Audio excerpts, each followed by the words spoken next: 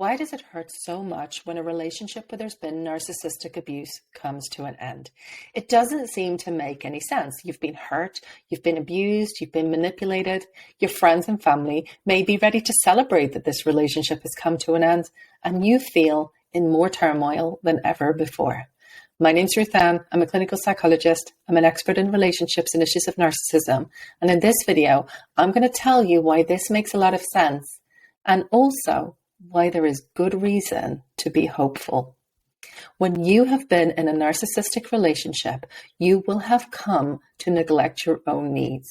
You will have come to make the other person the center of your universe. You've probably learned to tiptoe around them, to try to not provoke them, to keep them happy, to avoid episodes of physical or emotional or other forms of abuse. You've probably learned to keep yourself small and do what they want. In doing so, you will have come to neglect yourself. You may have lost touch with your physical sensations, with your emotions, with your own life goals and the things that are important to you. When you leave that relationship, you will suddenly be much more aware of your own feelings. Because your attention is no longer on the narcissist, it can be put on you, and you become aware of many, many painful feelings and experiences going on.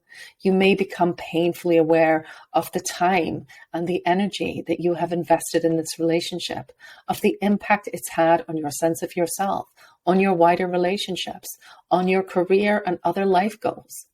It may have had a devastating impact, and your life may feel very small right now. But there is very good reason to be hopeful, because in leaving this relationship and coming to really pay attention to yourself, as painful as it is and as difficult as what you're going through may be, you're actually paying attention to yourself now.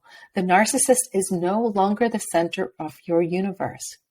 Now, there's another group of people who go through something that I think is kind of similar to this, and that's soldiers. When soldiers are on the battlefield, they learn to cope with war. They learn to cope with threat, with attack, with risks of their lives. They learn to manage. And very often when soldiers are at war, they manage really, really well. It isn't until they come home that they have to deal with the fallout, that they start to feel all kinds of painful emotions, that they feel disconnected from the people around them who haven't experienced and can't relate to what they've been through. They may have to deal with physical injuries. They may have to deal with mental illness like depression, anxiety disorders, post-traumatic stress disorder, or substance abuse. That's also been my experience of working with survivors of narcissistic abuse. Very often, people seek help for issues like depression, anxiety disorders, PTSD, or forms of dissociative disorders or substance abuse when they've left the relationship. I salute you if that is where you're at, because in choosing to pay attention, in choosing to face the turmoil and the emotional fallout of this, you open up the path to something different. Now, it feels difficult, but you have left the battlefield.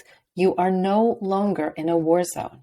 You may be having to look at and accept the impact that this abuse has had on your life, the impact it's had on you and your sense of yourself, the impact it's had on your wider relationships and friendships, the impact it's had on your career or other life goals, the impact it's had on the people around you.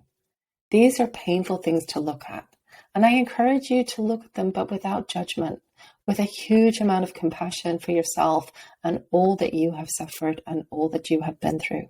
You deserve care and attention and nurturing through this time. And just like a soldier who's come back from war, you may also need medical care in the form of treatment for physical injuries or the physical effects of the abuse, and also mental health care. But I also think there is very, very good reason to be hopeful. You are no longer in the battlefield.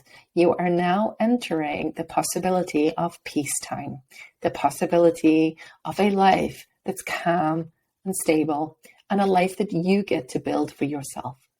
Now, there are no false promises. When you have been in a relationship with a narcissist, you're often promised the world, one day, my dear, this is going to be the most amazing relationship. One day we'll show them all. Our love is special and it's like nothing else the world has ever seen. That's the narcissistic fantasy, and it's absolutely false. But this hope is real and this hope is authentic, because step by step and bit by bit, if you can hold yourself with love and compassion and care, if you can get the treatment that you need, if you can rebuild slowly relationships and connection with other people, if you can find people with whom you can share your experience and be seen and heard for who you are and what you've been through, and know that you are not alone and that other people can understand you and can embrace you as you are. And as you learn to invest in the things that are important to you, the life goals that matter to you, you can slowly, bit by bit, walk that painful path out of wartime and into peace. If you like this video, hit the subscribe button and leave a comment. I'd love to hear your thoughts. And I look forward to seeing you next time. In the meantime, take good care.